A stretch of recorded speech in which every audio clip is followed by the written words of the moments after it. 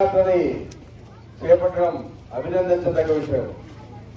ఎందుకంటే జిల్లా వ్యాప్తంగా ఈ కార్యక్రమాన్ని తీసుకోవాలనే ఉద్దేశంతో ఇక్కడ స్ఫూర్తిగా గతంలో బైకులు కానీ మన కళ్యాణదుర్గంలో భారీ ఎత్తున చేయడం జరిగింది. అలాగే పల్లెల్లో కూడా అందరినీ మేలుకొల్పాల్సిన అవసరం మన బాధ్యత అని చెప్పి ఆయన బాధ్యతగా తీసుకుని దీన్ని ముందుకు తీసుకుంటూ పోతున్నందుకు కూడా ముందుగా ఆయనకు ధన్యవాదాలు తెలియజేస్తూ,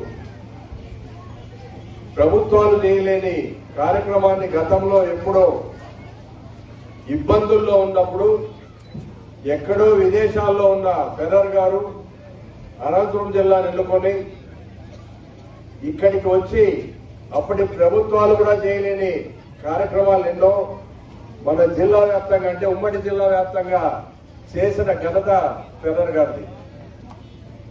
అలాంటి వ్యవస్థ ఉండడం వల్లనే గతంలో చాలా పేద కుటుంబాలు ఈ రోజు మంచి ఉన్నత స్థాయికి వచ్చాయన్న విషయాన్ని మనం ఇక్కడ గమనించాల్సిన అవసరం ఉంది. చాలా మంది చదువుకు అర్హత లేని వాళ్ళు కూడా మీరు చదవగలరు, మీకు అర్హత ఉంది, ఎవరు చెప్పారు మీకు చదవడానికి అర్హత లేదు అని వాళ్ళందరినీ అట్టడుగు స్థాయిలో ఉన్న ప్రతి పేదవాళ్ళని డబ్బు లేకున్నా మేమున్నాం, మేము చదివిస్తాం అనే ఒక నినాదంతో ప్రతి పేద ఇంటికి వెళ్లి మీరు చదివి తీరాలి, మీ పిల్లల బాధ్యత మాది అని చెప్పి చెప్పిన ఘనత ఆర్డిటి సంస్థలు. అలాగే ఇల్లు లేని పేదలకు ఒక రకంగా ప్రతి గ్రామంలోనూ అట్టడుగు స్థాయిలో ఉండే గతంలో దళితుల్లో సరిగ్గా పట్టించుకునే పరిస్థితి లేదు. అలాంటి పరిస్థితుల్లో మేమున్నాం మీకు తోడుగా అని చెప్పి వాళ్ళందరినీ ఉత్తేజపరుస్తూ వాళ్లకు భద్రత కల్పిస్తూ విదేశాల నుంచి ఫండ్స్ తీసుకొచ్చి ఇళ్లు కట్టించి నీడ కల్పించిన ఘనత ప్రభుత్వం కంటే ఎక్కువ చేసిన పరిస్థితి ఆర్డిటి వారి.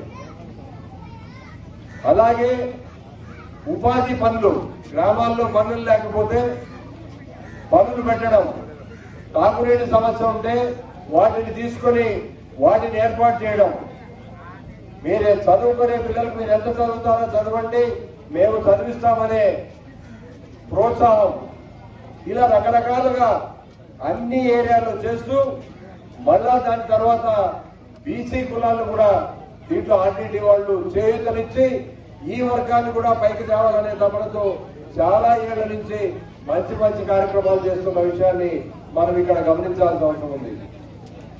ఈరోజు ప్రభుత్వం మనం ఎన్నుకున్న ప్రభుత్వం చేయలేని కార్యక్రమాలు గతంలోనే 50 సంవత్సరాల క్రితం స్టార్ట్ అయింది. వాళ్ళు ప్రభుత్వం కంటే ఎక్కువగా ఖర్చు పెట్టిన విషయాన్ని కూడా మనం ఇక్కడ గమనించాల్సిన అవసరం ఉంది.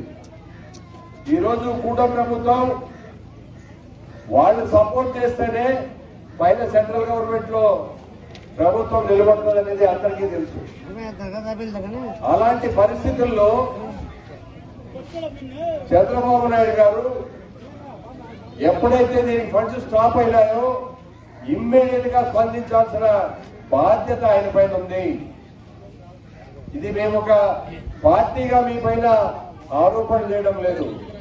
ఒక ముఖ్యమంత్రిగా, రాష్ట్ర ముఖ్యమంత్రిగా మనందరి బాధ్యత. ముఖ్యమంత్రిగా మీరు ఉన్నారు.